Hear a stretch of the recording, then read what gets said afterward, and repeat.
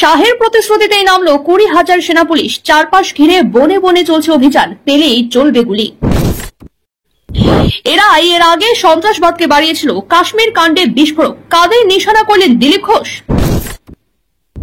বিশ্বের যে কোনো প্রান্ত থেকে খুঁজে মারব, পাহেলগাঁও হামলাকারীদের মাটিতে মেশানোর হুঁশিয়ারি প্রধানমন্ত্রীর। মিসাইল ছুড়ল ভারতীয় নৌসেনা, অ্যাকশন শুরু পাকিস্তানের বিরুদ্ধে। পুত্র কন্যাকে রেখে দেশ রক্ষায় ছিলেন কাশ্মীরে, জঙ্গিদের গুলিতে শহীদ বাংলার ঝুন্টু আলী। বিন্দু বিন্দু জলে অধিকার রয়েছে, সিন্ধু চুক্তি বন্ধ হতেই দুরু দুরু বুকে হুঁশিয়ারি পাকিস্তানের। আগামী বছরে সোনার দাম হবে 3 লাখ, অশনি সংকেত দিল জেপি মর্গান। পুলওয়ামা পাহেলগাঁও সব সরকারের ষড়যন্ত্র, বিতর্কিত মন্তব্য করে গ্রেফতার অসমের বিধায়ক। পেহেলগাঁওয়ে বেছে বেছে হিন্দু নিধন, নিন্দা প্রস্তাব কংগ্রেসের। নিরাপত্তার গাফিলতি নিয়ে তোপ কেন্দ্রকে। হাই অ্যালার্টে পাক বায়ুসেনা, জরুরি বৈঠকে বসলেন পাকিস্তানের প্রধানমন্ত্রী। কোন বড় ইঙ্গিত? মুম্বাই হামলার পর পদত্যাগ করেছিলেন স্বরাষ্ট্রমন্ত্রী, শাহকে সরাতে পারবেন মোদী? প্রশ্ন কংগ্রেসের। সন্ত্রাসের বীজ দাগ গড়িয়ে দেবে ভারত, পেহেলগাঁও হামলা প্রসঙ্গে গর্জে উঠলেন যোগী আদিত্যনাথ। ছত্তিশগড়ে মাওবাদীদের বিরুদ্ধে অভিযানে 10,000 নিরাপত্তারক্ষী, নিকেশ 3। প্রিয় দর্শক, এবারে আসছি বিস্তারিত খবরে। গুঁড়িয়ে দেওয়া হবে সন্ত্রাসের বিষ দাঁত। পেহেলগাঁও হামলার বলি কানপুরের শুভম দ্বিবেদীর শেষকৃত্যে উপস্থিত থেকে এভাবেই গর্জে উঠলেন উত্তরপ্রদেশের মুখ্যমন্ত্রী যোগী আদিত্যনাথ। এদিন দেউরিঘাট লোকে লোকারণ্য হয়ে যায় শুভমকে শেষ দেখার জন্য। তার দেহ দাহ করা হলো পূর্ণ রাষ্ট্রীয় মর্যাদায়। তার আগে তাকে শেষ শ্রদ্ধা নিবেদন করেন যোগী। কথা বললেন নিহতের স্ত্রীর সঙ্গে, কথা দিলেন ষড়যন্ত্রের পেছনে যারা আছে তাদের শাস্তি দেওয়া হবে এবং আপনি তা ঘটতে দেখবেন। এদিন সাংবাদিকদের সঙ্গে কথা বলার সময় যোগীকে বলতে শোনা যায়, সরকার সন্ত্রাসের বিষ দাঁতে গুঁড়িয়ে দেবে। এই ষড়যন্ত্রে যারা যারা সামিল সকলের গুরুতর পরিণতি হবে। গোটা দেশ যার সাক্ষী থাকবে। যেভাবে অমানবিক নিষ্ঠুরতায় হিন্দু মহিলাদের মাথার সিঁদুর মুছে ফেলেছে জঙ্গিরা, এর শাস্তি তাদের পেতেই হবে। এই নিয়ে কোনো সন্দেহ থাকাই উচিত নয়। সেই সঙ্গেই তিনি জানিয়ে দেন, সন্ত্রাসবাদের কফিনে শেষ পেরেক ঠুকে দেওয়া হচ্ছে। প্রধানমন্ত্রী নরেন্দ্র মোদীর নেতৃত্বে দৃঢ় অবস্থান নিয়েছে ভারত। জিরো টলারেন্স নীতি বজায় রেখে সন্ত্রাসের চিরতরে অবসান ঘটাতে সমগ্র দেশকে দৃঢ় সংকল্পে ঐক্যবদ্ধ হতে হবে। কাশ্মীরের পেহেলগাঁওয়ে জঙ্গি হামলার ঘটনা নাড়িয়ে দিয়েছে গোটা দেশকে। মৃত্যু হয়েছে 26 জন নিরীহ পর্যটকের। ইতিমধ্যেই অভ্যন্তরীণ নিরাপত্তা নিয়ে সরব হয়েছে বিরোধীরা। দীর্ঘক্ষণ ধরে জঙ্গিদের তাণ্ডব চললেও সেনাদের পৌঁছতে কেন দেরি হলো, মাথাচাড়া দিয়েছে এই প্রশ্ন। এদিন পশ্চিমবঙ্গের মুখ্যমন্ত্রী মমতা বন্দ্যোপাধ্যায়ও এই প্রশ্ন তোলেন। এই আবহে বিস্ফোরক মন্তব্য করলেন বিজেপির প্রাক্তন রাজ্য সভাপতি তথা মেদিনীপুরের প্রাক্তন সাংসদ দিলীপ ঘোষ। মঙ্গলবার অনন্তনাগের পেহেলগাঁওয়ে জঙ্গি হামলা হয়। সাধারণ নিরীহ পর্যটকদের গুলি করে খুন করে জঙ্গিরা। এই ঘটনায় বর্তমানে শোকস্তব্ধ গোটা ভারত। এই পরিস্থিতিতে এই ঘটনার দায় কাশ্মীর সরকার ও মুখ্যমন্ত্রী তথা ন্যাশনাল কনফারেন্স নেতা ওমর আব্দুল্লাহর ঘাড়ে ঠেলেছেন বিজেপি নেতা। দিলীপ এদিন বলেন, বহুদিন পর কাশ্মীরে এমন ঘটনা ঘটল। নতুন নির্বাচিত সরকারের আমলেই এটা হয়েছে। মানুষের সুরক্ষার অধিকার কোথায়? এই ধরনের ঘটনা কেন ঘটল? এর আগে তো এরাই সন্ত্রাসবাদকে বাড়িয়েছিল। প্রাক্তন বিজেপি সাংসদ দাবি করেন, প্রধানমন্ত্রী নরেন্দ্র মোদীর নেতৃত্বে ভূস্বর্গে শান্তি ফিরেছিল। প্রত্যেক বছর প্রায় 1 থেকে 1.5 কোটি পর্যটক সেখানে ঘুরতে যেতেন। উপত্যকার মানুষ আনন্দে ছিলেন, বৃদ্ধি পেয়েছিল তাদের উপার্জন। তবে পেহেলগাঁওয়ে জঙ্গি হামলার এই ঘটনা সবকিছু নাড়িয়ে দিল। সেখানকার অর্থনীতির ওপর এই ঘটনার ব্যাপক প্রভাব পড়বে বলে দাবি করেন তিনি। এদিন সন্ধ্যায় আবারও কাশ্মীর কাণ্ড নিয়ে সর্বদল বৈঠক ডেকেছে কেন্দ্র। দিলীপ এদিন বলেন, এখানে রাজনীতি দেখলে হবে না, দেশের কথা ভাবতে হবে। সেই কারণে বিরোধীদের সমালোচনা না করে সর্বদল বৈঠকে সরকারের সহযোগিতা করা উচিত। আজ সার্জিক্যাল স্ট্রাইকের প্রসঙ্গ টেনে আনেন পদ্ম নেতা। দিলীপ বলেন, আগেও কেন্দ্রীয় সরকার সন্ত্রাসবাদী সমস্যার মোকাবিলা করেছে, সার্জিক্যাল স্ট্রাইক হয়েছে। এবার নিশ্চয়ই সমাধানের রাস্তা খুঁজে বের করবে সরকার। মোদী সরকারের ওপর দেশবাসীর সেই ভরসা রয়েছে। সোনার দাম প্রতিদিন বাড়ছে, সেখানে ধীরে ধীরে সাধারণ মানুষের নাগালের বাইরে চলে যাচ্ছে সোনার দাম। এরই মধ্যে আমেরিকার একটি প্রতিষ্ঠান জানিয়ে দিলেন 2026 সালে সোনার দাম নাকি 3 লাখ টাকা পার করবে। আমেরিকার প্রতিষ্ঠান জেপি মর্গান মনে করছেন 2026 সালের মাঝামাঝি সময়ে সোনার দাম 4,000 মার্কিন ডলারের কাছে চলে যাবে। মার্কিন শুল্ক নীতি, মার্কিন দেশের সঙ্গে চীনের সম্পর্কের অবনতি হলুদ ধাতুর বাজার দরে বিরাট প্রভাব ফেলবে। চলতি বছরেই সোনার দাম ধীরে ধীরে লাখ টাকার কাছে চলে গিয়েছে। এই দাম বছরের শেষ দিকে আরো বাড়বে। 2026 সালের মাঝামাঝি সময়ে দাম প্রায় 4,000 মার্কিন ডলারের কাছে থাকবে। ভারতীয় মুদ্রায় এর দাম হতে পারে প্রায় 3,41,558 টাকার সমান। জেপি মর্গান জানিয়েছে, আমেরিকা এবং চীনের মধ্যে শুল্ক যুদ্ধ যে আকার ধারণ করেছে তাতে সোনার দাম আরো বাড়তে পারে।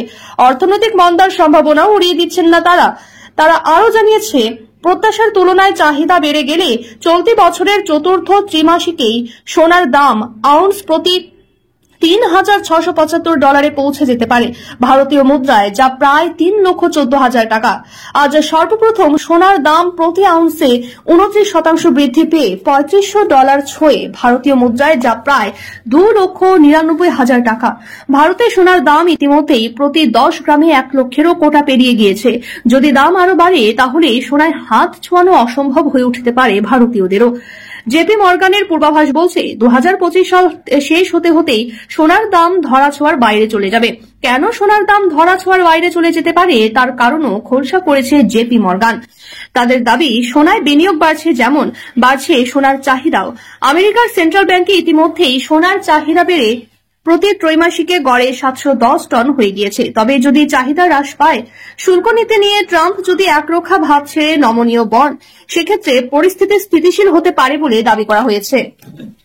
পেহেলগাঁও হামলা নিয়ে রাজনীতি নয়, সরকারের পাশে থাকবে দল, আগেই বার্তা দিয়েছিল কংগ্রেস। এবার রীতিমতো প্রস্তাব পাশ করে নৃশংস জঙ্গি হামলার নিন্দা করল দেশের প্রধান বিরোধী দল। পেহেলগাঁওয়ে যে বেছে বেছে হিন্দুদের মারা হয়েছে সেটা মেনে নেওয়া হয়েছে কংগ্রেসের প্রস্তাবে। তবে একই সঙ্গে নিরাপত্তা নিয়ে মোদী সরকারকেও তোপ দেখেছে হাত শিবির। এদিন কংগ্রেসের কার্যকরী সমিতির বৈঠকের শুরুতেই পেহেলগাঁওয়ে নিহতদের স্মরণে 1 মিনিট নীরবতা পালন করা হয়েছে। পরে সর্বসম্মতিক্রমে নিন্দা প্রস্তাব পাশ করানো হয়েছে। ওই প্রস্তাবে কংগ্রেসের বক্তব্য, পেহেলগাঁওয়ের এই নিন্দনীয় ঘটনা কাপুরুষোচিত এবং পূর্ব পরিকল্পিত। এটা পাকিস্তানের মস্তিষ্ক প্রসূত সন্ত্রাস। প্রস্তাবে সাফ বলা হয়েছে, এভাবে উদ্দেশ্য প্রণোদিতভাবে হিন্দুদের বেছে বেছে মারার উদ্দেশ্য দেশ জুড়ে সাম্প্রদায়িক উত্তেজনা তৈরি করা।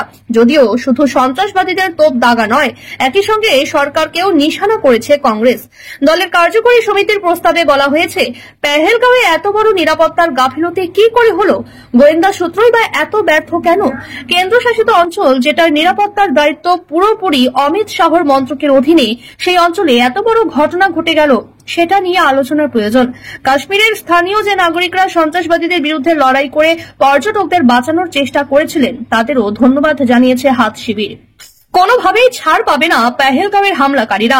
বিশ্বের যে কোনো প্রান্ত থেকে খুঁজে বের করবে ভারত। জোরালো এবং স্পষ্ট ভাষায় হুঁশিয়ারি দিলেন প্রধানমন্ত্রী নরেন্দ্র মোদী। প্রধানমন্ত্রী বুঝিয়ে দিলেন, মুখ বুঝে সন্ত্রাস সহ্য করার দেশ ভারত নয়। জঙ্গিদের শনাক্ত করে খুঁজে বের করে শাস্তি দেবে সরকার। 48 ঘন্টার আগে দেশে ভয়াবহ জঙ্গি হামলা হয়ে গিয়েছে।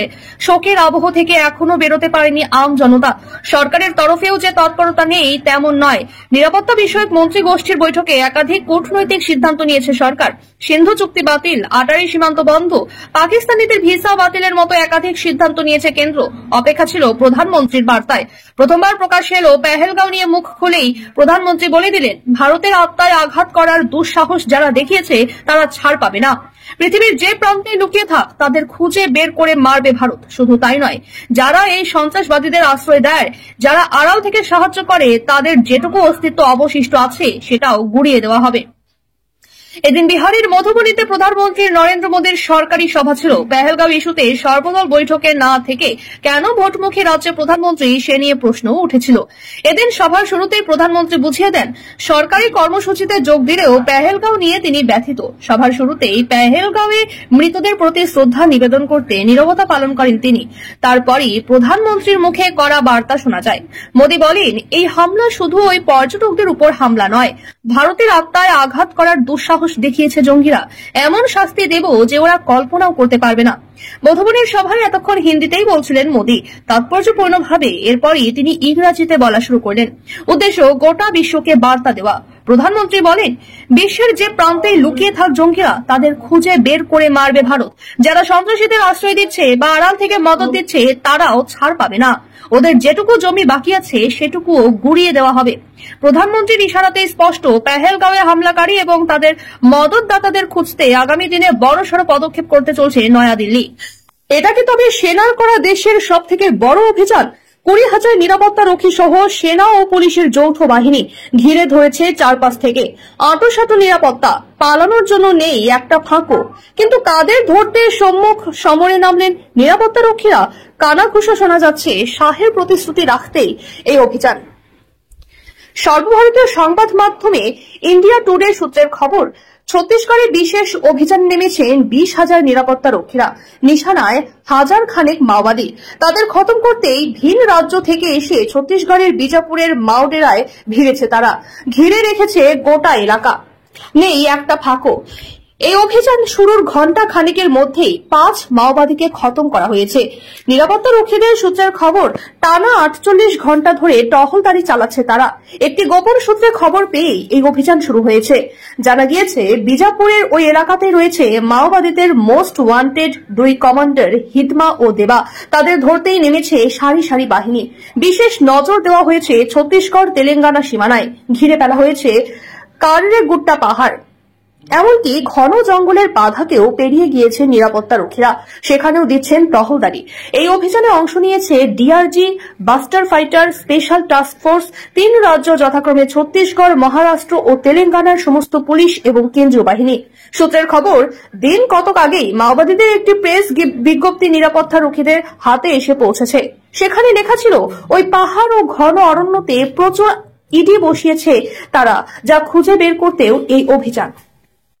কাশ্মীরে জঙ্গি হামলার পর বুধবারই 3 বাহিনীকে প্রস্তুত থাকার নির্দেশ দিয়েছিলেন স্বরাষ্ট্রমন্ত্রী অমিত শাহ থেকে প্রতিমন্ত্রী রক্ষামন্ত্রী রাজনাথ সিং। এই আবহে এবার পাকিস্তানকে কড়া বার্তা দিল ভারতীয় নৌসেনা। আরব সাগরে মিসাইল ফায়ার করল ভারতীয় নৌবাহিনী। বস্তুত আরব সাগরে পাক নৌসেনার মহড়া চলছিল, তার মধ্যেই এবার মিসাইল ফায়ারের মহড়া ভারতেরও। প্রধানমন্ত্রী নরেন্দ্র মোদী বিহারের মধুবনী থেকে খানিক আগেই বার্তা দিয়েছিলেন, ভারত সর্বশক্তি দিয়ে জঙ্গিদের খুঁজে বের করবে এবং তাদের প্রশ্রয়দাতাদের কড়া শাস্তি দেবে। এই বার্তার কয়েক ঘণ্টা কাটতে না কাটতেই এবার আরব সাগরে মিসাইল ফায়ার করল নৌবাহিনী। কূটনৈতিক বিশ্লেষকদের মতে, পাক নৌসেনার মহড়ার পাল্টা বার্তা এভাবেই দিল ভারত। বস্তুত আরব সাগরের উপর নিজেদের ক্ষমতা জাহির করার জন্য পাকিস্তান এই মহড়া প্রথম শুরু করেছিল। ভারতকে বার্তা দেওয়ার চেষ্টা করা হয়েছিল যে পাক নৌবাহিনীকে তারা আরব সাগরে প্রস্তুত রেখেছে, কিন্তু ভারতীয় নৌবাহিনী এদিন কার্যত বুঝিয়ে দিল, ওরা আঘাত করলে পাল্টা ভারতও চুপ বসে থাকবে না। আর সেই কারণেই আইএনএস সুরাত থেকে পরপর মিসাইল ফায়ার করা হলো। অর্থাৎ নৌসেনা বোঝানোর চেষ্টা করছে, ভারতীয় জল সীমান্তে কোনোভাবেই তারা ফাঁক ফোকর রাখছে না। এর পাশাপাশি রাফাল এবং সুখোই 2 যুদ্ধবিমানকে নর্দার্ন কমান্ডে প্রস্তুত রাখার নির্দেশ দেওয়া হয়েছে বলে সেনা সূত্রে খবর। গ্রুপ ক্যাপ্টেন আর.কে দাস, প্রাক্তন বায়ুসেনা কর্তা, বলেন, ভারত তৎপর, উঠে পড়ে লেগেছে পাকিস্তানকে উচিত শিক্ষা দিতে। তার জন্য ভারতের নৌসেনা বায়ুসেনা সকলেই প্রস্তুত। প্রয়োজন পড়লে আমরা ওদের জবাব দেওয়ার জন্য তৈরি। আইএনএস সুরাট থেকে একটা মিসাইল ফায়ার করেছি, এটা একটা ইঙ্গিত, একটা হুমকি। আমাদের সঙ্গে আর ছেড়ে খেলা চলবে না।